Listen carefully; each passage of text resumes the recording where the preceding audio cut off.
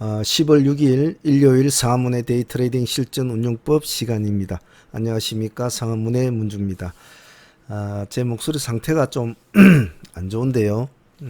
조금 불편하시더라도 좀 참조하시고 들어주시길 바랍니다. 자, 오늘이 일요일인데 뭐 주말이라 다들 오늘 잘들 보내시는지 모르겠습니다. 자,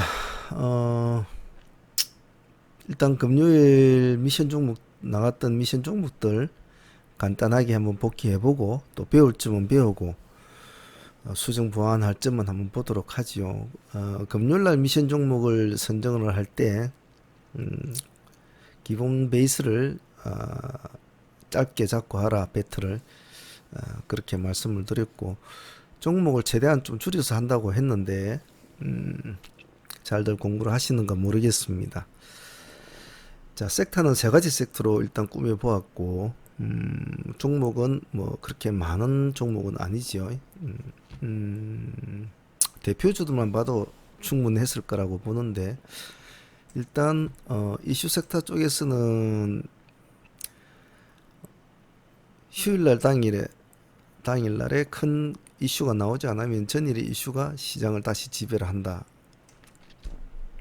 그래서 HLB 그리고 오성첨단, 신라젠을 먼저 보자. 결론적으로는 뭐 HLB 생명 파워를 거래를 관심을 가지고 거래를 했다면 뭐 수익 구조는 나쁘지 않았었던 것 같습니다만은 시가가 HLB가 14% 가까이 출발이 되어 있기 때문에 공략하기에는 조금 버거운 그런 면은 좀 있었죠. 더군다나 금요일이었고 말이죠. 오히려 HLB 생명과학이 훨씬 더 수익적인 측면에서는 나았지 않겠나 싶습니다. 시가 13%, HLB와 비슷하게 출발은 했지만 저가가 플러스 5%대까지 밀려줬거든요. 이런 점은 뭐 좋지 않았나 싶습니다. 선택을 어떤 식으로 하냐에 따라서 차이점은 있었겠죠. 아침에 시가 13% 출발해서 잠시 반등을 주고 미끄러져서 5%대 찍어주고, 이때가 지금 이제 가장 큰 포인트였는데 상당히 급락폭이 컸죠. 그래서 다시 나중에 상승을 하는 모습을 보여줬는데, 문제는 이러한 유형의 종목들을 공략을 할 때는 본인들의 공략 마인드가 많은 것을 차지하는데, 예를 들면 나는 데이 트레이딩으로 확실하게 당일날 승부를 보겠다 하면 아무래도 HLB보다는 HLB 생명을 먼저 보는 것이 낫죠. 왜냐하면 변동성 자체가 충분히 컸었고, 또 이런 제가 누누이 말씀을 드리지만은 변동성이 커야 내려오든 올라가든 변동성이 큰 종목이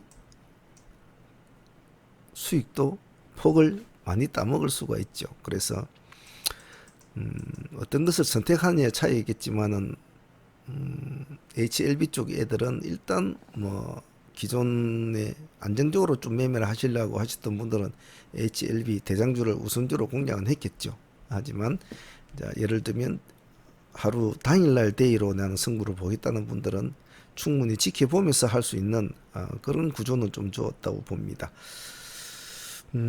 일단 이슈 섹터의 HLB를 우리가 선정을 하고 보고 있었기 때문에 어느 종목을 하든 먼저 보고 있는 사람들이 계획은 잘 잡고 공략을 할 수 있는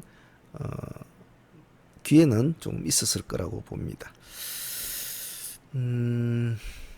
초보 같은 경우에는 HLB 같은 경우에는 시가 14%를 띄운 상태에서는 조금 들어가기는 무리였을 겁니다. 차라리 뭐 안 먹더라도 초보분들은 시가가 높은 것은 조금 접근을 자제하시고, 추후에 어느 정도 경력이 쌓이고 이제 공부가 충분히 쌓였을 경우에는 이런 것도 공략을 해보면 좋겠지만, 될 수 있으면 초보분들은 시가가 높지 않은 거 그런 것을 공략하면서 공부를 해 나가는 게 좋습니다. 물론 이제 초보라고 해서 다 성격 차이거든요. 소심하신 분이나 또 승부 근성이 있는 분이나 이런 분들은 성격에 따라서는 공략을 하는 어떤 방식이 틀릴 수는 있습니다. 하지만 우리가 일단 섹터를 꾸며놓고 먼저 관심 종목에 등록이 되어 있는 상태에서는 충분히 어느 한 방향으로도 공략을 할 수 있는 기회는 HLB는 많이 줬다고 보네요. 다음은 오성첨단 보겠습니다. 오성첨단은 당일날 모습 봅시다. 시가 플러스 3%, 시가는 적당했네요. 고가가 플러스 14.6%. 이렇게 시가 낮은 종목, 낮은 종목은 이슈가 있지만 시가 좀 낮은 종목은 항시 양면의 칼날은 있지만은 공략하기에는 적당했다고 봅니다. 10% 이상은 뭐 수익은 충분히 나왔겠죠. 그래서 이슈 섹터에 같이 묶어 놓은 것은 우리가 잘했다고 봅니다. 다른 종목을 선정을 하는 것보다 오성을 선정을 한 것은 좋았다고 보네요. 신라젠이 이제 모습이 좀 좋았는데 신라젠의 당일날 모습을 보면 시가가 마이너스 1%였습니다. 마이너스 2%까지 밀렸다가 고가가 24%까지 이제 가게 되는데 얘들은 오전에는 안 움직였죠. 예, 오전에는 시간 여기 11시 반, 여기 10시, 여기 11시 이 시점까지는 거의 뭐 움직임이 거의 없었다고 보면 되죠. 많은 근처에서는. 근데 오후장에 이제 여기가 1시 반쯤 되네요. 급등하게 되는데 실질적으로는 신라젠 자체의 힘으로 간 것보다는 HLB의 흐름을 같이 따랐다고 보시면 될 겁니다. 아까 1시 반 HLB가 거의 시가 근처에서 머물다가 오후에 들어와 가지고 16부터로 살살살 올라가는 그런 모습을 보였죠. 그러면서 이제 오후장에 사실 할 게 없었거든요. 금요일 날. 그러다 보니까 HLB에 참여자들이 몰리게 되고 그래서 HLB가 상승세를 타주면서 전고점을 돌파하는 시점부터 신라젠도 같이 힘을 받아서 가는 그런 흐름이었죠. 그래서 사실은 신라젠의 급등은 HLB가 많이 끌어가 줬다고 생각해도 과는 아닙니다. 물론 뭐 HLB도 신라젠도 나름대로 뭐 재료는 있었죠. 뭐 블랙록 지분 확대에 급등한 신라젠 이렇게 나오는데 사실 뭐 지분 확대에 대한 재료는 아침에 일찍 나왔단 말입니다. 오후에 나오지는 않았거든요. 오후에 나와주고 아침에 뭐 보시면 뭐 이 시간이 여기는 3시 59분 이렇게 되어 있지만은 8시 반인가 이렇게 나왔단 말이죠. 첫 이 뉴스가. 그리고 지분 확대라고 하지만은 자극적인 문구가 뭐 5.1% 이렇게 적혀져 있지만 실제로 4.몇%에서 5.몇 %로 조금 더 했다는 그런 차이였죠. 하지만 워낙 금요일날에 시장에 종목이 없었죠. 그래서 이슈 섹터는 우리가 종목을 잘 도출을 시켰고 그 종목들마다 나름대로는 금요일날 좋은 모습을 보였다고 평가를 하고 싶네요. 그래서 이슈 섹터는 종목 선택을 나름대로 잘 마무리가 됐다고 보네요. 선택이 중요하죠. 선택과 집중이 중요한데 내가 어떤 섹터를 꾸미고 어떤 종목을 공략할 거라고 미리 준비를 해 놓은 사람과 그날 당일의 흐름을 보면서 나는 하겠다고 한 사람과는 아무래도 조금 손발이 틀립니다. 미리 준비를 하고 나름대로의 시나리오를 꾸며 놓은 사람들과 그날 흐름을 보고 적극적으로 대응을 하겠다는 사람들과는 조금 손발이 틀리죠. 그래서 항상 전날에 내일 공략할 종목을 도출을 시키고 시나리오를 짜고 여러 가지 경우의 수를 미리 생각을 해놓고 공략을 하는 것은 가장 트레이더에게 있어서는 가장 기본적인 요건이 되겠죠. 그래서 매일 저녁에 시나리오를 짜고 재료를 공부를 하고 이슈 같은 것을 다시 정리를 하고 그렇게 하라고 말씀드리는 이유가 그런 겁니다. 자, 테마주 섹터에서는 뭐 아무래도 지금 현재로서는 뭐 일병 관리주밖에 없으니까 아직은 진행 중이기 때문에 봐줘야 된다. 그래서 뭐 볼 것도 딴 거 없죠. 뭐 지금 현재 가장 좀 활발하게 보이는 건 뭐 마니까 FNG가 아무래도 제가 첫 순서를 적어 놓았다시 가장 활발하게 움직이는 거고, 최시석은 이제 계속 지켜봐 줘야 되는 종목 중에 하나고, 왜 앞에 1등주였으니까 이 두 개만 보면 되죠. 예. 마니크 같은 경우에도 보면 흐름이 나쁘지 않았던 것 같은데, 시가가 7%, 시가가 높게 잡혔네요. 마니크는. 예. 이렇게 마니크 같은 건 시가 7% 정도 잡힌 이런 스타일에서는 들어갈 상황은 사실은 못 됐죠. 그리고 저가가 마이너스 9%대까지 밀립니다. 이거는 시가 7% 들어갈 그런 재료는 아니었죠. 왜냐하면 금요일 날에 특별하게 강한 재료가 아닌 이상에 거의 이때까지 앞에 나왔던 재료들과 약간 유사한 재료, 그리고 아직까지는 그런 강한 재료가 아닌데 금요일날 시가를 7%로 뛰었다는 것은 무리성이 있다는 거죠. 예, 무리성이 있고, 그 무리성은 그 앞날의 모습, 이 앞날의 모습에서 미리 느꼈어야 되는 거죠. 예를 들면 이 앞날의 모습이 시가가 28%까지 올라갔습니다. 그 종가상 마칠 때가 21%였거든요. 근데 이 마치는 과정이 좋지는 않았었어요.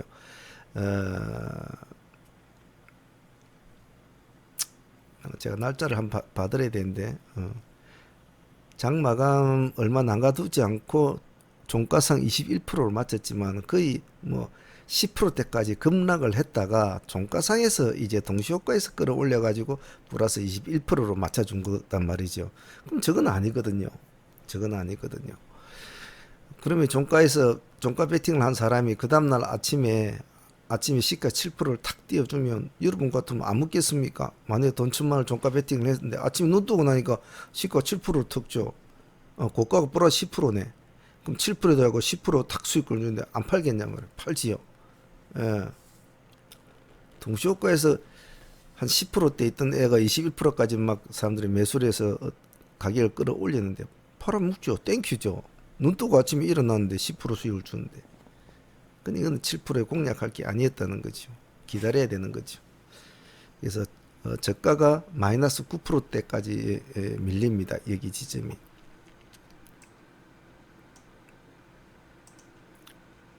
여기가 마이너스 9%대죠. 저희들은 마이너스 8%대 여기에 진입을 했습니다. 폭을 1% 정도 손절폭만 잡고 이 지점에 공략을 하게 되죠. 그래서 여기까지가 한 12% 수익권이 나오더라고요. 그래서 그것으로서 이제 마무리를 지었는데, 향후에도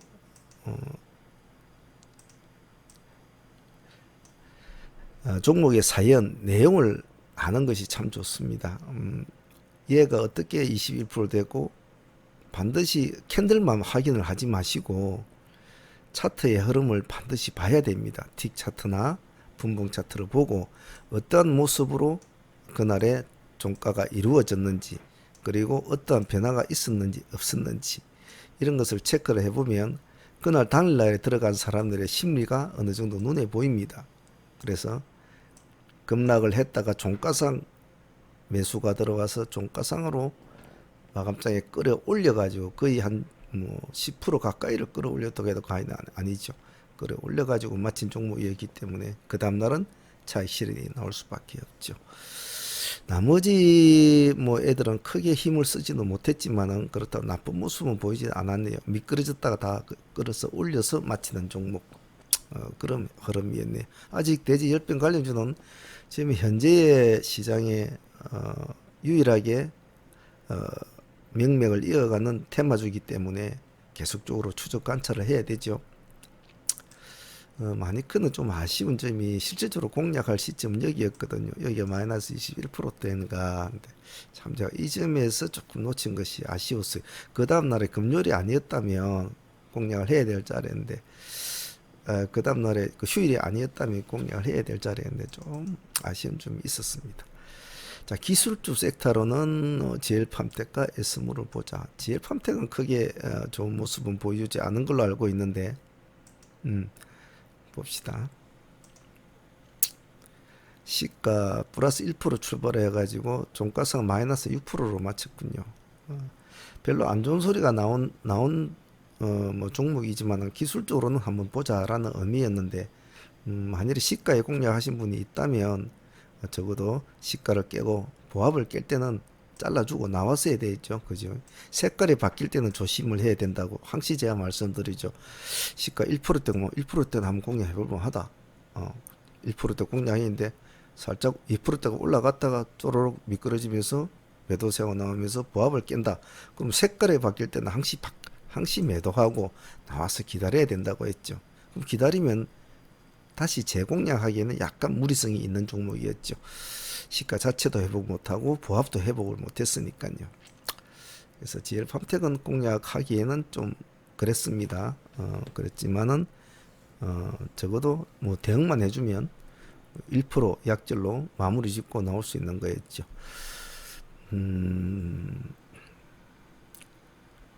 에스모 역시도 참 제가 좀 많이 아쉬워했던 종목이죠. 공략 메시지까지 적어놓고 못 보내고 이날에 공략 못한 게 좀 아쉬웠네요. 딴 종목이 그때 막 몇 종목에 눈만 시선만 안 뺏겼으면 메시지를 먼저 보내놓는 건데 말이죠. 적어놓고 대기하라고 적어놓고 말이죠. 자, 이날 기세가 너무 좋아서 시장 사람들에게 아주 깊은 인상을 남겼거든요. 물량이 참 무거운 종목인데 참 무겁습니다. 호가창을 보면 여기 보면 한 호가에 뭐 9만 주, 10만 주, 20만 주, 30만 원씩 이렇게 몰리는 스타일입니다. 그래서 상당히 무거운 스타일인데도 수급이 몰리니까 춤을 추죠. 그래서 항시 수급은 코끼리도 춤추게 한다. 그래서 무겁다고 생각하는 호가가 무거워서 설마 가겠나 이런 종목도 수급은 충분하게 움직일 수 있습니다. 수급이 강하냐 못하냐 그런 차이죠. 그래서 아직은 완전히 실망스러운 모습을 보여주었지 않았기 때문에 그 다음날도 한번 볼 수는 있다. 그래서 기술적 차원에서 이제는 앞에 여기서 볼 때는 급락주 차원에서 봤지만은 급락주 차원에서 우리가 계속 추적을 해왔지 않았습니까? 이렇게 추적을 해온 상태고 여기가 이제 사하한가였죠. 추적을 해오면서 여기는 급락주 상태에서 보는 거고 이제는 여기 종목은 기술주 상태로 이제 봐야 되죠. 급락주에서는 이제 벗어났으니까.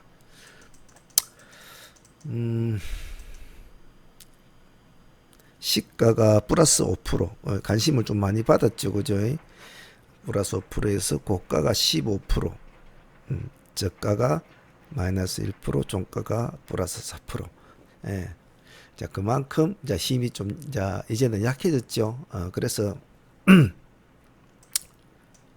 당일날 뭐 5%대 공략하신 분이 있다면 한 10% 정도는 먹고는 나올 수 있는 구조였습니다만은 해보시면 트레이딩을 해보신 분은 아시겠지만 전일에 같은 그런 강력한 힘은 나타나지가 않았죠. 사실은 운이 좋았죠. 에스모도. 왜냐하면 이 날짜 시장에 특별한 게 없었단 말이죠. 상가 종목도 뭐 하나니켈 이용과 그런 것 이상한 종목 하나만 상가에 들어가 있었도록 시장이 말라 있었단 말입니다. 말라 있으니까 그동안 급락했던 종목들 에스모 그리고 블러썸 이런 애들 우리가 계속 봐왔던 종목들이 이제 급등을 하게 되는 운빨이 맞았던 날이었죠. 만일에 어떤 강한 이슈나 강한 재료를 동반한 종목이 그날 시장에 같이 나타났다면 이렇게 강한 모습은 가질 수 없었죠. 그래서 에스모는 운빨이 좋았다라고 표현을 하고 싶습니다. 그래서 그 영향으로 그 다음날도 영향을 줬지만은 역시 이날과 같은 그런 강한 수급은 따라오질 못했죠. 아직은 시장이 지금 특별한 이슈가 없기 때문에 아직 봐줄 필요성은 있습니다. 에스모는 이제는 기술적 차원으로 봐야 된다는 거죠. 전체적으로 우리가 공부를 해보자는 종목들을 다른 종목들에 비해서는 좀 활발한 모습을 보여주지 않았나라는 개인적인 생각입니다. 변동성이 없는 종목은 우리한테는 안 좋죠. 아무리 뭐 좋은 종목이라도 그날 그날의 변동성이 나타나줘야 그 변동의 폭을 우리는 챙겨오는 거기 때문에 변동성이 없는 종목은 가장 깊이 해야 될 종목입니다. 제가 여러분들의 누누이 말씀드리듯이 어떠한 이슈제로 종목을 포착을 해서 가지고 있더라도 아침에 딱 내가 뽑아놓은 이슈제로 이 종목이 이 키워드가 오늘 시장에서 반영이 될 것인가 안 될 것인가를 확인을 하라고 그랬죠. 확인이 되면 급하게 서둘지 말고 방향을 보고 뭐 1, 2% 더 주더라도 사도 충분하게 먹을 게 나오니까 그렇게 하라고 했는데 받아주지 않으면 멍텅구리가 된다고 제가 누누이 말씀을 드렸죠. 그냥 멍청하게 앉아있다가 끝납니다. 그래서 항시 제가 여러분들의 강조드리는 것은 사랑만 움직이는 것이 아니라 주가도 움직이는 주가에 종목에 달라붙어야 뭐 밥이 되든 죽이 되든 된다는 것이죠. 움직이지 않으면 시장 자체도 그렇죠. 종목도 그렇지만 시장도 그렇습니다. 움직이지 않으면 물이 흐르지 않으면 그냥 매매를 안 하는 게 가장 좋습니다. 매매를 자기도 매매를 멈추고 흐르는 물때를 기다려야 되는 거죠. 억지로 흐르지 않는 시장인데 혼자서 막 이 종목 저 종목 잠시 이렇게 뭐 잠시 호가가 잠시 이렇게 갔다가 움직이고 있는 거기에 하루 종일 매달려 있는 거에 돈도 안 되는데 1%, 2%, 3% 왔다 갔다 하는데 쉬는 거죠. 그때는 어떤 새로운 물때나 새로운 이슈를 말이죠. 자, 전체적으로 금요일날 미션은 뭐 나름대로 공부할 거는 좀 많았다고 봅니다. 자, 월요일날 미션 종목 한번 봅시다. 자, 지금이 주말이죠. 월요일날은 어떻게 우리가 종목을 도출시키고 어떤 키워드를 찾아내고 그 키워드에서 뼈와 살을 자꾸 도출로 시키고 붙이는 연습을 계속 우리는 하고 있죠. 트레이드는 하루라도 그런 것을 빠지면 안 됩니다. 그만큼 여러분들이 뭐 전업 투자자나 트레이더 같은 사람들이 참 편한 어떤 뭐 직업이나 뭐 하루를 보내는 것 같지만은 그런 식으로 하는 뭐 트레이더도 있겠죠. 하지만 공부하지 않고 열심히 하지 않으면 도태가 되고 항시 남의 뒤에 잔밥그릇이나 시끌어 다니는 그런 후발 매매밖에 못한단 말입니다. 그래서 제가 여러분들한테 공부를 하라 하는 것은 자기가 이루고자 하는 것이 있다면 자기가 열정과 시간을 투자를 해야지. 그런 것도 없으면서 그냥 대충 그래야 가지고는 자기가 원하는 바를 얻을 수 없다 이 말입니다. 자, 포지션 파악부터 해봅시다. 내일 포지션 10월 7일이죠. 무슨 요일입니까? 월요일이죠.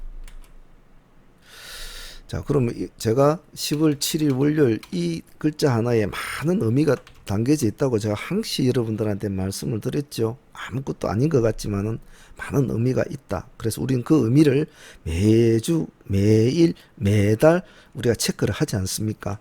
정말 지겨울 정도로 말입니다. 귀찮고 지겹고 짜증이 날 정도로 말이죠. 저는 이 날짜에 대해서 정말은 어떤 날은 벗어나고 싶은 그런 날도 많습니다.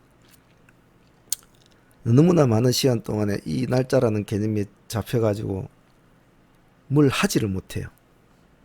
그래서 그것을 벗어나고 싶어요. 근데 이 주식시장에 몸을 담고 있는 이상은 이걸 벗어날 수가 없다는 겁니다. 물론 뭐 모든 일도 그렇겠죠. 또 주식만 그런 것이 아니고 단 우리는 좀 더 예민하다는 그런 거겠죠. 물론 이런 것도 아예 큰 생각 없이 매매하시는 분들도 있습니다. 뭐 목요일인지 월요일인지 일요일인지 뭐 그런 것도 모르고 그냥 자기 종목만 이렇게 뚫어져라 보고 하시는 분들도 있죠. 어느 것이 뭐 좋다고 뭐 말을 할 수는 없겠죠. 뭐 나름대로 다 그들만의 방식이 다 있으니까요. 스스로가 잘났다고 이렇게 생각 하시는 것보다는 다른 사람들의 방식도 존중을 해주는 것이 좋습니다. 자, 다시 돌아와서 10월 7일 월요일. 자, 그러면 날짜부터 분석해 봅시다. 10월 7일은 아직은 월초다. 자, 그럼 아직은 월초다라는 이 말은 트레이딩 마인드를 나타내는 거겠죠? 트레이딩 마인드를 어떻게 잡아야 될 것인가? 공격적으로 잡아야 될 것인가? 보수적으로 잡아야 될 것인가? 배트를 짧게 잡아야 될 것인가? 길게 잡아야 될 것인가? 내가 데이로 들어가는 종목은 어느 정도 수익권에서 내가 좀 매도를 쳐도 괜찮은 날짜인가? 내가 스윙으로 가져가는 종목은 지금 시점에서는 빠져나와야 될 시점인가? 내가 더 끌고 가야 될 시점인가? 새로 진입하는 종목은 스윙 종목은 지금 분할로 가져가야 될 것인가? 일괄로 들어가야 될 것인가? 이것이 10월 7일 아직은 월초다라는 이 글자 하나에 많은 것이 포함이 되어 있다는 거죠. 자, 다음은 월요일이다. 그 월요일은 뭡니까? 통계적으로 시장의 방향성이 모호한 날이라고 제가 표현을 하죠. 그죠? 이 글자도 상당히 제가 자주 여러분들께 적고 자꾸 반복 학습을 시키죠. 이제는 여러분들 제가 월요일이라는 글자를 적으면 여러분들 머릿속에 방향성이 모호한 날이라는 키워드가 머릿속에 떠오르시는 분이 있다면 이 강좌를 그나마 충실하게 잘 보셨다는 정도로 스스로가 생각하시면 될 것 같네요. 그러면 시장의 방향성이 모호한 날이라는 뜻은 많은 것을 가지고 있지 않습니까? 시장의 방향성이 모호하다. 첫 번째로 보면 내가 체크한 키워드, 이슈, 종목들이 어떠한 방향을 잡을지를 모호하다고 표현하면 되죠. 어떠한 방향으로 갈지.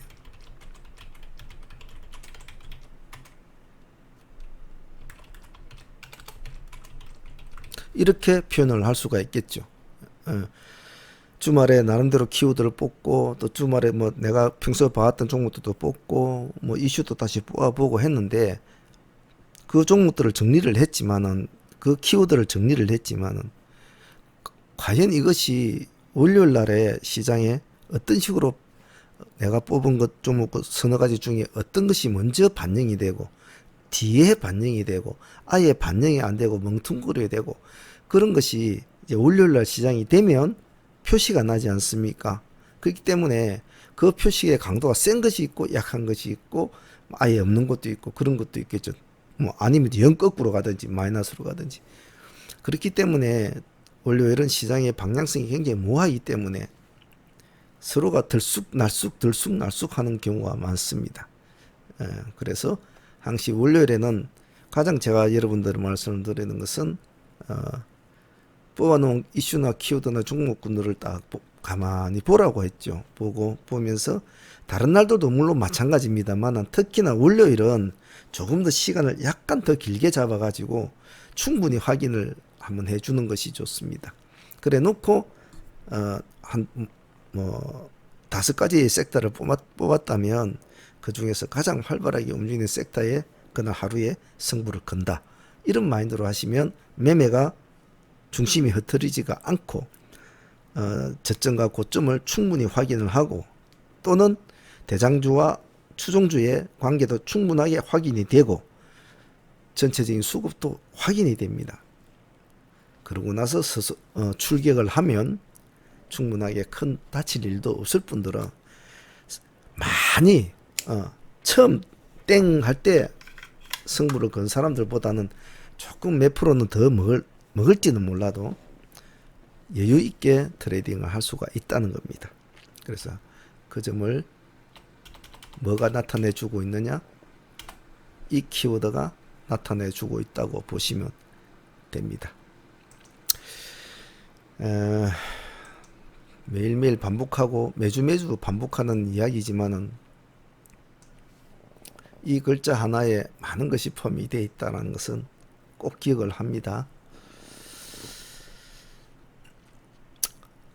자, 일단 뭐 주말이니까 종목을 도출시키기 전에 주말에 나왔던 키워드를 나름대로 스스로가 뭐 시간이 없어서 자세하게 뭐 둘러보지는 않았지만 뉴스나 밥 먹다가 뉴스를 듣는다든지 뭐 TV를 보다가 듣는 말에 있었던 머릿속에 떠오르는 것들을 아니면 뭐 뉴스를 HT에서 쭉 검색을 해가지고 나름대로 키워드를 이제 뽑아낸 것들을 어떻게 하라고 했습니까? 첫 번째는 적으라고 했죠. 머릿속으로 생각을 하지 말고 머릿속으로 생각만 하지 말고 구체적으로 적으라고 했죠. 구체적으로. 초등학생처럼 앉아가지고 하나씩 자신의 눈과 귀를 믿지 말고 일단 적으라고 했죠. 한번 적어봅시다. 그럼 주말에는 어떤 이슈가 있었나요? 뭐 가장 큰 우리 대한민국의 입장에 봤을 때는 북미 대화죠. 자, 그 다음에 또 뭐 있었습니까? 그리고 뭐 열병, 충남 키워드를 간략하게 자기 스스로 알아듣게 한단 말이죠. 그리고 또 다가올 이슈, 미중 스몰 딜, 딜이 일어나더라도 작게 일어날 확률이 많다. 그리고 홍콩 사태, 또 이라크 사태, 반정부 세력이 준동을 해서 100명이 죽었다. 그리고 뭐 안철수, 유승민, 그리고 뉴욕 정시 뭐 등등 여러 가지 또 키워드를 여러분 자기가 보는 시각에 따라서 많은 키워드는 나타납니다. 어떤 키워드를 뽑아내야 될지는 각각이 보는 사람들의 어떤 학습 능력이라든지 그리고 뭐 또 나이에 따라서도 또 키워드가 틀리죠. 10대들이 뽑아내는 키워드, 20대가 뽑아내는 키워드, 50대가 뽑아내는 키워드는 다 틀립니다. 왜냐하면 그 키워드를 바라보는 시각적인 차이가 있기 때문에 틀리죠. 똑같은 트레이드라도 틀립니다. 그리고 뭐 코오롱 티슈딘, 뭐 11일, 운명, 뭐 이런 식으로 구체적으로 이제 적어보는 겁니다. 적어놓고 나서 이제 어느 정도 키워드를 도출을 시켰다고 하면 그 키워드의 뼈대를 뽑아내는 작업을 해야 된다고 했죠. 자, 키워드의 뼈대를 뽑아내기는 그 다음에는 뭘 제일 먼저 해야 됩니까?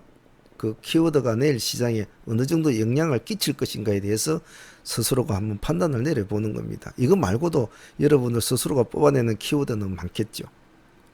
그럼 간략하게 예를 들어서 한번 뽑아봅시다. 키워드를 분별해야 된다는 거죠. 키워드를 분별하고 나서 뼈대를 뽑아야 되겠죠. 살아남은 키워드만 가지고. 그러면 북미 대화 결렬됐단다. 비건이 짐 싸고 갔단다. 북미 대화 끝났네. 끝났다. 자, 그럼 이렇게 끝났다로 이렇게 꼽혀해버리고 없애버릴 겁니까? 항시 내가 뽑은 키워드가 시장이 일반적으로 생각하는 시장의 방향, 예를 들면 북미 대화 결렬됐다네. 내일 남북경협주 별로 안 좋겠네. 남북경협주 내가 안 사기 잘했다. 금요일날 혹시 성사되면 좋을까 싶어서 종가 매수했는데 안 사길 잘했네 라고 끝낼 거냐 말이죠. 그러면 되든 안 되든 항시 뽑아놓은 키워드를 꼽표로 하기 전에 삭제를 하기 전에 적어보는 겁니다. 그러면 북미 대화가 결렬이 됐다면 혹시 어떠한 다른 어떻게 반대로 될 수 있는 것이 없을까? 저놈들 혹시 썩난다고 또 가가지고 뭐 미사일이나 한 10발이나 이게 막 쏘고 또 난리를 피지 않을까? 좀 더 이제는 누가 봐도 북미 회담이 순탄하게 이제는 돌아가지 않을 많은 실망을 줬기 때문에 금요일에도 제가 말씀을 드렸듯이 너무 양치기 소년 같이 했기 때문에 이제는 그 효과가 너무나 없어져 있다. 굳이 한 번 더 보자면 정말 트럼프의 대선 마지막 어떤 몇 개월 정도의 시간을 두고 한번 일으킬 수 있는 뭐 어떤 날은 기다릴 수 있겠지만 이제는 너무 실망스럽다. 그러면 계속 긴장감은 일으키고 있는데 뭘 억지라도 뭔가 대체가 없을까? 그러면 일단은 남북기업 쪽 가장 상거이 되는 것이 뭡니까? 방산주 아닙니까? 그럼 빅텍하고 스펙으로 그냥 올려놓는 거예요. 이렇게 예를 들었어. 혹시 이놈들이 승난다고 말이지 또 미사일로 싸우고 저 하와이 쪽에 싸우고 이러지 않을까? 그래서 항시 어떠한 종목을 키워드를 뽑았는데 그 키워드는 지금 현실적으로서는 재료 가치가 떨어져 버렸다. 결렬이 됐다라든지 뭐 떨어져 버렸다면 그 반대의 어떤 수혜성을 체크할 수 있는 그런 것들을 이렇게 적어 놓는 연습을 하는 겁니다. 제 말도 충분히 이해하시죠? 자, 지금은 북미 대화라는 뭐 회담이라는 키워드로 이렇게 하지만 앞으로 이제 이런 유사한 뭐 키워드를 뽑을 때는 자꾸 그렇게 이런 식으로 연상 공부를 자꾸 하시면 장중에서도 어떤 이슈 키워드가 발생이 되었을 때 그 이슈 키워드와 같이 움직이는 종목과 그 이슈 키워드와 반대로 움직이는 종목이 확연하게 빨리 접근이 가능합니다. 물론 많은 공부가 필요하고 수련이 필요하겠죠. 하지만 그 많은 공부와 수련이 바로 이렇게 매일 저녁 앉아서 이렇게 스스로가 도출로 시키는 이 연습이 토대가 하루하루 벽돌을 한 장 한 장 쌓아가는 내공이 쌓아짐으로 해서 그 당일날의 긴박한 순간에 순간적으로 머리에서 이런 것이 타타닥 나온단 말이죠.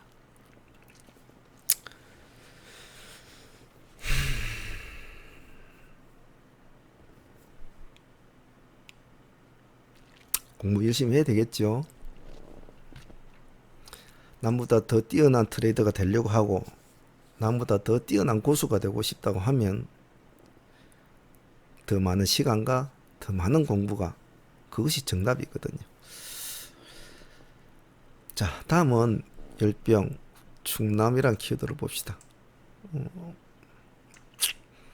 일단 신고는 됐죠. 충남은 뚫리면 상당히 금요일에 제가 목요일 말씀드렸듯이 상당히 우리나라 쪽으로는 상당히 안 좋은 결과가 일어날 수 있다. 어찌되면 정말 돼지 절멸 살 때까지 올 수 있는 중요한 곳이기 때문에 저를 막아야 된다 라고 말씀을 드렸는데 경기도 쪽에는 다 몰살을 시키는 극초강수를 두는 것도 저쪽 지역을 막기 위한 하나의 방편이다 라고 말씀을 했는데 지금 저기서 일단은 뭐 의심 신고가 들어왔는데 아직 결과가 나타나지는 않았습니다.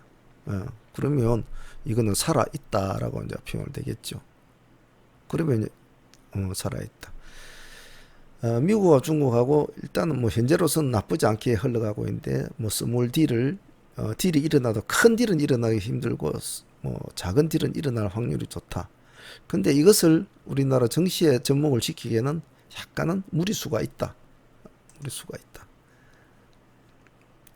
일단 꼽혀 넣죠. 그럼 만일에 안 되면 어떻게 될까? 만일에 또 결렬이 되면 어떻게 될까?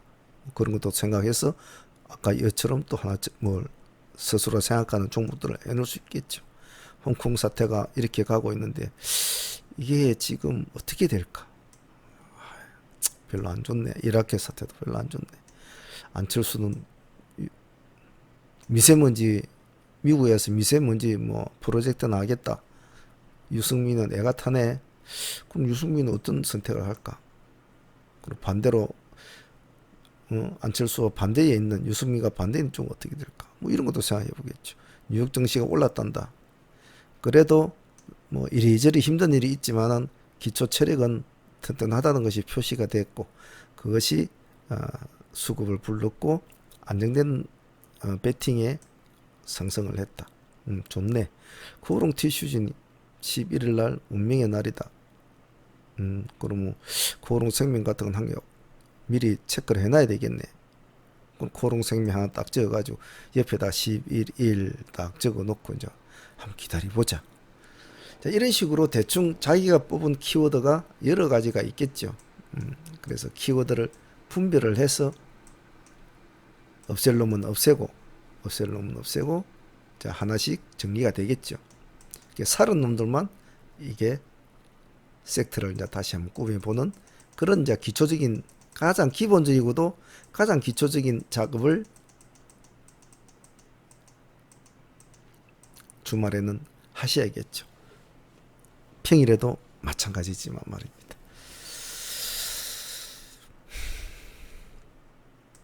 뼈대를 뽑아 봅시다.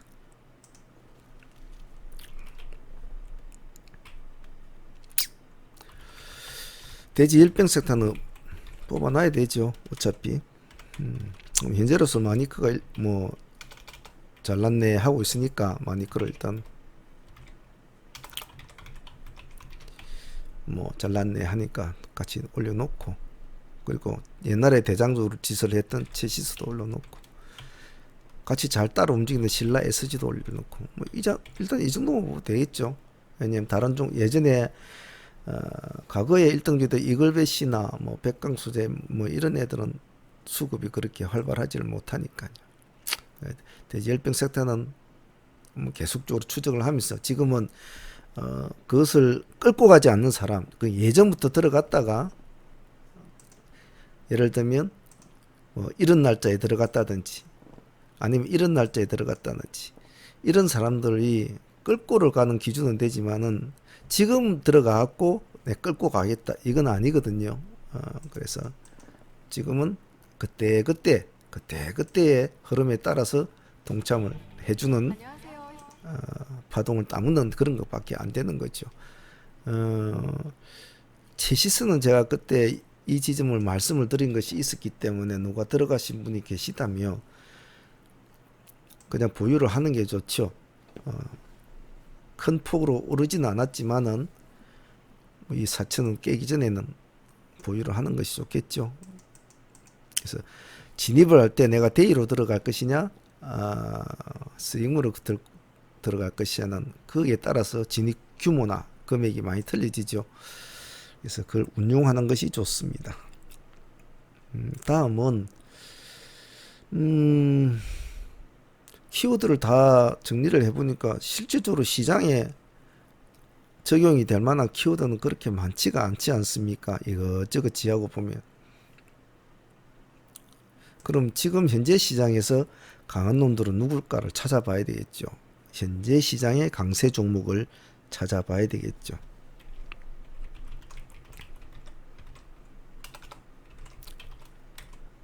그러면 뭐 여러분들도 잘 알지만 남은 것은 바이오주밖에 없죠. 현재 시장에서 그나마 힘을 쓰고 있는 애들은 말입니다. 그럼 당연히 HLB는 들어가야 될 거고, 많이 올랐다고 뭐 어제 뭐 내가 들어가서 한 10% 묻다고 이제 나는 그냥 저거 안 볼 것이다, 버릴 것이다, 그건 아니죠. 예, 시장은 끊임없이 진화를 하려고 합니다. 끊임없이 앞으로 나아가려고 하죠. 뒤로 나가든 앞으로 나가든 자꾸 어떤 행동을 하게 됩니다. 매매라는 트레이더들도 반드시 그날에 어떠한 상황이든 어떠한 것이든 수급을 들어갈 만한 종목을 찾게 되어 있습니다. 근데 이렇게 요즘 강한 수급을 보이고 있는 종목들은 아주 먹잇감이 타겟이 되기 좋죠. 시장이 어떤 것을 선택할까, 그것을 생각하는 게 좋습니다. 그럼 HLB, 신라제는 같이 꼭 지켜봐야 되겠죠. 옆구리에 놔두고.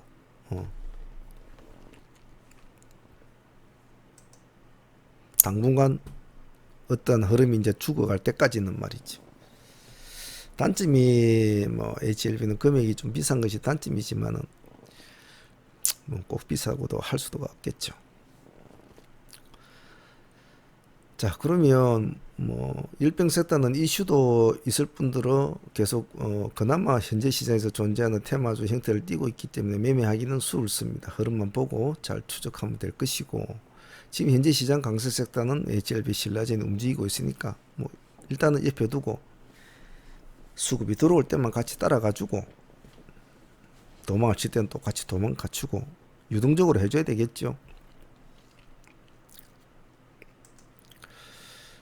다음 섹터는 기술주 섹터 봐야 되겠죠.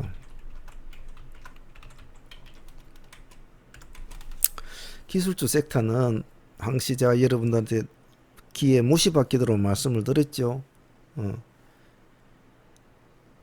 시장이 이것도 아니고 저것도 아닐 때는 기술주 섹터에서 반드시 시장의 옆구리를 지지를 해주는, 옆구리를 받쳐주는 역할을 하기 때문에 기술주에서 반드시 어떠한 종목이 나타나는지 총칼을 들고 내는 낸대 한 놈이 나타난다고 했습니다. 그러면 딱 보고 있다가 처음에는 안 움직이면 그냥 놔두면 돼요. 예.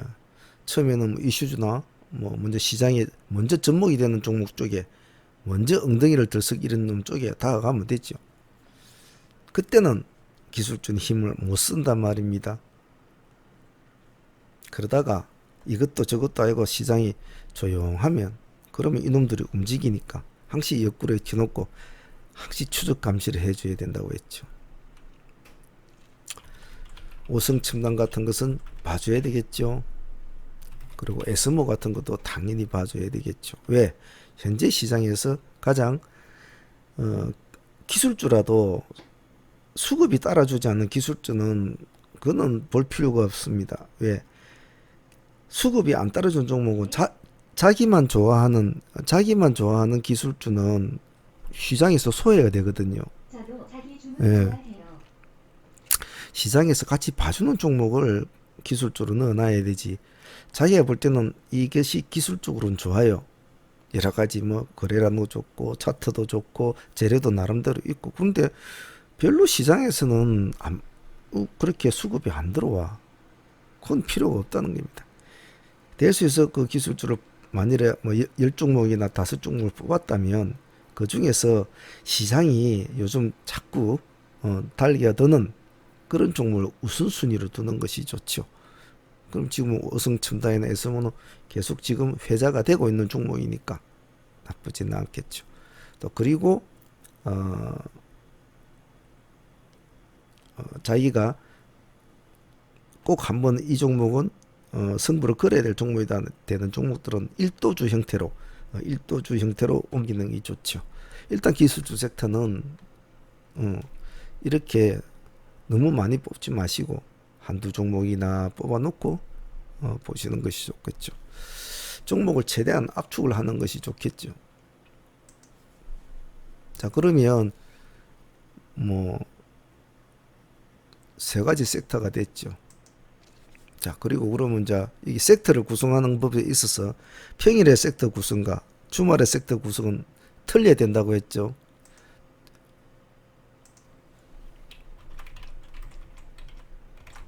구성은 제가 어떻게 하라고 했습니까? 평일의 섹터 구성보다 주말의 섹터 구성은 다변화가 필요하다고 했죠. 이 다변화가 필요하다는 이유는 왜 이렇게 다변화를 시켜야 된다고 했습니까? 그 이유는 이것 때문에 그렇죠. 시장의 방향성이 모호한 날이기 때문에 최대한 여러 가지 경우의 수를 최대한 뽑아 놓을 필요성이 있다 이겁니다. 그냥 하나만 예를 들면 내일 나는 뭐 죽이 되나 밥이 되나 막 이놈 하나만 물고 늘어질래. 근데 내일 얘가 아무런 반응이 없다면 그렇다고 매매 안 할 겁니까? 그럴 수가 없다는 거죠. 최대한 시장이 내가 생각하는 키워드와 시장의 키워드가 과연 어느 쪽이 맞아 떨어질까를 그건 내일이 돼 봐야 한단 말입니다. 스스로의 판단을 믿지 말고 시장의 판단을 존중을 해줘야지. 자기가 옳다고만 고집을 하면 항시 싸대기를 맞습니다.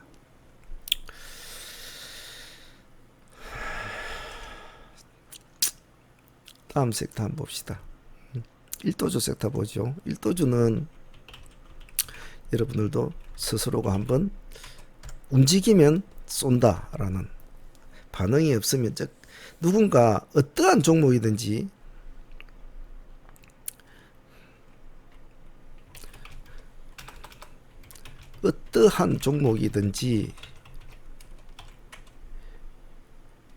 시장은 그 종목을 보고 있다. 이것을 일도주의 가장 기본적인 베이스입니다. 어떠한 종목인지 전혀 관심을 안 받고 있고 별로 거래량이 없는 종목인데, 근데 누군가가 톡톡 한두 번 호가만 탁탁 치고 올라가면 어디서가 들어오든지 호가가 들어오면서 수급이 와요. 전혀 별로 평소에는 별로 안 보던 종목인데 이 상황에 보면 가만히 보고 있다가 한 두세 호가만 틱틱 올라가면 어디서 들어온지 또 들어봐요. 어떠한 종목인지 시장은 그 종목을 보고 있습니다. 내만 보고 있는 것이 아니다 이 말이죠. 그래서 일도주 섹터는 그러한 시장이 보고 있는 시장이 중에서 시선이 조금 끌 수 있는 요건을 가져 있는 종목을 공략하는 거죠. 그래서 움직이면 쏜다라는 것이 일도주 섹터의 가장 기본적인 베이스라고 봅니다. 그러한 종목을 도출시키는 것은 여러 가지 좀 공부가 필요는 하겠죠. 될 수 있으면 시장의 흐름과 맞춰서 가는 게 좋습니다. 예를 들면 요즘같이 급락을 했던 종목이 급등을 해주는 게 많습니다. 블러썸, MSC 이런 같은 종목도 보면 우리가 에스모 하고 나서 한참 적을 때 1 한가 떨어지고 그 뒤에 올라왔다. 뭐 이런 식으로 요즘에 분위기가 그렇단 말이죠. 그러면 그와 유사한 게 없을까? 또 섹터에. 그러면 이런 거 뭐 한가는 안 갔지만 지금 이틀 동안 벌어진 분기 마이너스 21%, 마이너스 20%, 마이너스 1%. 자, 이러면 거의 뭐 한 50% 떨어진 종목 아닙니까? 그러면 이런 종목도 한번 봐주자. 다른 것들은 이제 어느 정도 좀 올랐으니까 움직이면 쏜다. 일도주는 그런 마인드죠. 그럼 SD 시스템 보자. 단지 이제 이렇게 하방으로 내려온 종목들은 재료에 뉴스에 민감해야 됩니다. 우리가 모르는 저렇게 급락을 할 경우에는 뭔가 우리가 모르는 악재가 숨을 수 있기 때문에 그걸 조심해야 되는데 그것만 조심하면 돼요.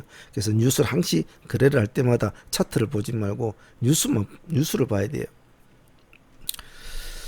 자, 그러면 저렇게 떨어지는 종목만 볼 것인가? 아니죠. 위로 가는 것도 봐야 된단 말입니다.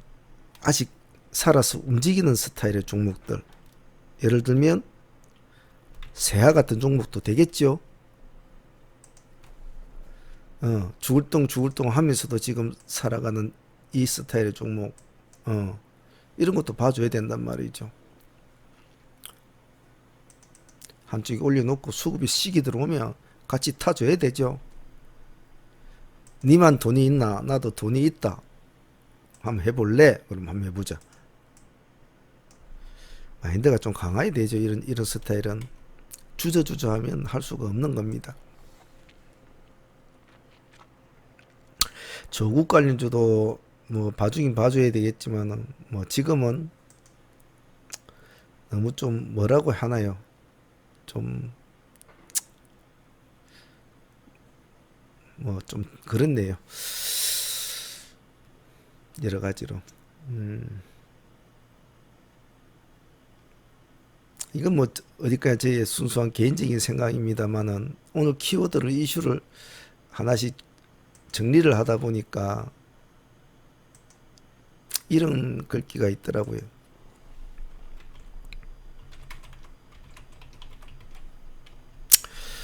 어느 사설 뭐 어느 뉴스 같은데 키워드가 소는 누가 키우나라는 키워드를 하고 밑에 이제 이런 말을 적어 놨더군요. 뭐 말 그대로 뭐 정치권은 서로 막 난리고 일본에서는 우리 규제한다고 난린데 폭풍 와서 미탁 때문에 여러 가지 난리고 지금 열병 때문에 장사는 안 된다고 난린데 도대체 너희들 정치하는 사람들 맨날 그러면 도대체 누가 소는 키우나. 어제 오랜만에 그 제가 잘 가는 삼겹살 집에 소주를 한잔 하러 갔습니다. 장사가 그 집은 참 잘 되는 집인데 뭐 서비스도 좋고 마인드도 좋고 뭐 고기도 참 좋아요. 그래서 항상 한 달에 한 번 정도 애용하는 집입니다. 제가 입이 좀 까다로워서 아무 집을 잘 까지를 못하는데 그 집은 어, 굉장히 좀 고기 선정하는 것도 잘하고 그래서 유일하게 돼지고기를 즐겨 먹지는 않습니다만은 어쩌다가 한 번씩 가는데 어제 가보고 깜짝 놀랐단 말입니다. 그 집 참 장사가 잘 된 집인데 제가 금요일날 가면 항상 손님이 대기를 하고 있고 막 이런 집이었었어요. 가니까 두 테이블밖에 없어요. 그 시간이면 한 팀이 다 먹고 나하고 2차 팀도 들어가고 있을 자리인데 테이블이 두 테이블밖에 없더라고요. 우리가 생각하는 방향하고 전혀 다르게 이게 굉장히 좀 심각하더라고요. 그래서 제가 뭐 개인적인 이야기지만 이게 참 피부로 와닿더라고요. 이 돼지열병에 관한 어떤 파동이. 그리고 저는 뭐 주말에 백화점을 갈 일이 자주 좀 많습니다. 많은데 가까운 데 있어서 그런데요. 가면 그 유니클로는 꼭 제가 그냥 괜히 가봅니다. 괜히 안 가보면 역시 손님 없더라고요. 정말 예전에 보는 거하고는 너무너무 차이가 날 정도로 이번 주에도 제가 가서 보았는데 한 두 명 그 시간도 아주 사람들이 붐빌 시간인데 한 두 명이 있던가요? 예전하고 참 뭐 많이 달라진 것 같아요. 우리나라 사람들에 대한 일본 어떤 그런 것에 말입니다. 그래서 소는 누가 키우나 이것도 주식하면서 정치에 대한 이야기나 이런 건 저는 잘 안 합니다. 왜냐하면 다 그들만의 리그가 있으니까 우리는 우리 리그만 잘 지키면 되고 또 그들은 그들 리그를 또 하겠죠. 그래서 뭐 어느 것이든 뭐 그들만의 리그로 다 생각을 하기 때문에 하는데 어제 막상 삼겹살집 가서 그걸 가만히 보니까 참 마음이 좀 그렇더라고요. 자, 뭐 세월이 흘러가면 뭐 어떻게 다 해결이 되겠죠. 자, 그럼 1도주 색단 SD 시스템 세하 하나 정도 더 해볼까요? 제가 보고 있는 종목 같으면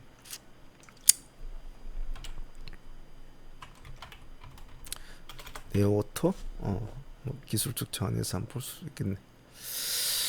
이 정도만 돼도 뭐 월요일날 뭐 공부할 거는 되겠네요.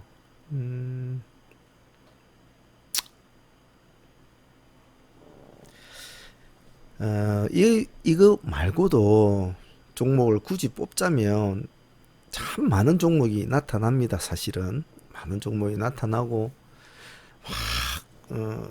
뭐 정리할 것도 많고 그래요. 많은데 아무리 이제 공부를 위한 뭐 매매지만은 너무 종목 수가 많으면 공부도 힘들거든요. 그럼 돼지 일병 섹터는 일단 많이끄만 한번 봐주면 될 거고, 자, 종목을 하나씩 추출시키면 강세 섹터는 일단은 뭐 HLB 일단 있는 거 하나만 먼저 봐주면 될 것이고, 기술주 섹터는 뭐 이것은 기술주는 뭐 이거는 두 개 다 봐줘야 되죠. 일도주는 역시 이것도 다 같이는 봐줘야 됩니다. 그래서 먼저 우선순위도 나름대로 서로가 스스로 감정해 보시고 이런 식으로 하는 게 좋겠네요. 아이고 또 하다 보니까 벌써 딱 1시간이네. 참 짧게 한다는 것이 참 안 되네요. 그저께 그 댓글 다시면 그분이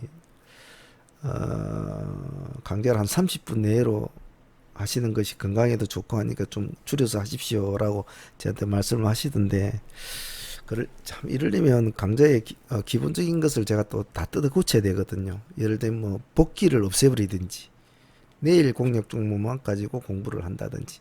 근데 그것 가지고는 공부가 안 되거든요. 사실은 공부는 복귀가 더 공부죠. 내일 공략 종목은 내일을 공략한 종목에 대한 이유나 그것을 도출시키고 그것을 뭐 공략하는 여러 가지 방식이나 이런 거 가지고 공부를 한다고 하지만은 실질적인 공부는 복기가 중요해요. 복기가. 그 복기는 매매 방식이나 뭐 계좌 운영에 대한 복기도 복기지만 가장 중요한 복기의 가장 큰 적어야 되겠네. 매매 복기의 가장 큰 공부는 공부라고 합시다. 공부는 마인드 공부입니다. 마인드 공부. 주식을 하다 보면 트레이딩을 하다 보면 벌 때도 있고 이럴 때도 있고 뒤통수 맞을 때도 있고 뭐 쓸데없는 또 잡짓거리를 해가지고 또 싸대기 맞을 날도 있고 또 뚜껑이 열려가지고 하루 종일 매매한다고 매달려 있다가 돈 1, 2천 내버리고 저녁에 포장마차 안에 소주 한잔 하면서 내가 오늘 왜 그랬을까 하면서 그런 날도 있습니다. 종가야 저 종목 좋아. 뭐 종가 배팅이 직장인한테 최고야 하면서 종가 배팅 오늘은 뭐 할까? 저거 재료가 괜찮네. 올인 5천만 다 넣어. 그 다음날 일하는데 아침에 무슨 악재가 턱 티 나오더니 눈 뜨고 보니까 한가가 있어. 5천만 들어가는 30분, 30분, 1,500만 깨져 있는 채로 있는 거야 지금. 그런 수많은 일들이 일어나죠. 이 복귀는 그런 여러 가지 수많은 사례, 내가 공략하고자 했던 종목과 내가 공략했던 종목들의 장단점 이런 것을 풀이를 하면서 기술적으로 다음에는 이건 이렇게 해야 되겠다. 오늘 시황은 이랬는데 뭐 다음에는 이러한 분위기에 이러한 종목을 공략할 때는 이런 식으로 하는 것이 좋겠다. 나는 그러지 못했기 때문에 이렇게 되었다. 뭐 이런 식으로 소감도 적겠죠. 근데 마지막으로 적는 것이 이 마인드거든요. 복귀를 하다 보면 기술적인 복귀는 다들 할 겁니다. 하지만 하고 나면 항상 마지막에는 자기 계좌도 한번 돌아보고 내가 지금 돈을 벌고 있는지 잃고 있는지 잃었으면 얼마를 잃었는지 벌었으면 얼마를 벌었는지 그럼 내가 이 상태에서 이런 상태에서 앞으로 어떻게 내가 해야 될 것인지 내가 오늘 트레이딩 하면서 어디에서 내 마음이 흔들렸는지 내가 3% 먹고 왜 도망을 나왔는지 저기 오늘 25% 정도 올라갔는데 겨우 3% 먹고 도망 나온 나는 도대체 누군지 저걸 3% 손절할 것을 왜 15%대 가서 20%대 가서 난 손절을 해야만 됐는지 스스로를 돌아보는 시간이 더 많다 이 말입니다. 기술적인 차원보다는. 그래서 매매 복귀의 가장 큰 공부는 스스로가 스스로에게 일기장을 쓰는 겁니다. 그래서 제가 시간을 좀 줄여가지고 간단하게 뭐 하려고 하면 물론 할 수도 있겠죠. 할 수는 있을 것 같습니다. 같은데 뭐 사실 제 자신도 피곤한 것도 있고 여기에 너무 많은 시간이 뺏기는 것도 사실입니다.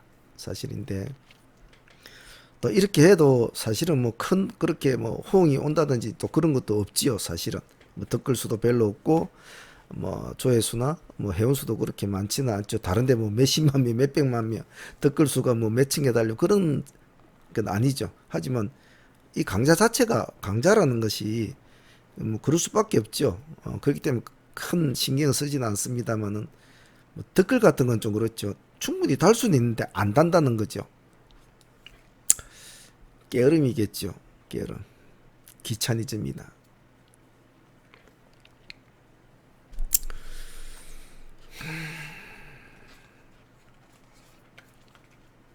자, 시간이 10시 반이네요. 또 이거 인코딩 시켜가지고 다시 올리고 그러면 한 11시나 되겠군요. 빨리 마쳐야 될 것 같습니다. 자, 오늘 좀 나름대로 일찍 한다고 했는데도 시간이 이렇네. 자, 주말에 잘들 쉬셨으니까 다음 주도 차분하게 해봅시다. 다음 주 가장 기억해야 될 것이 뭡니까? 이보세요.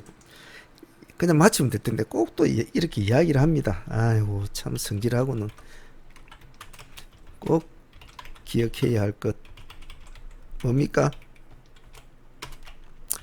주축이 빠진 한 주다. 에? 주축이 빠진 한 주다. 휴일이 있는 한 주는 항시 매매가 어렵고 조심해야 됩니다. 이거를 가장 요 위에 올려놔야 됩니다. 가장 중요합니다.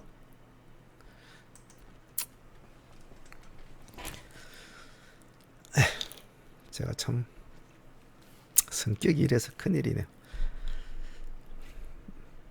자, 전체적인 오늘 공부는 여기서 마치도록 하죠. 목이 아파서 더 이상 하기 힘들 것 같네. 자, 수고들 하셨습니다. 감사합니다.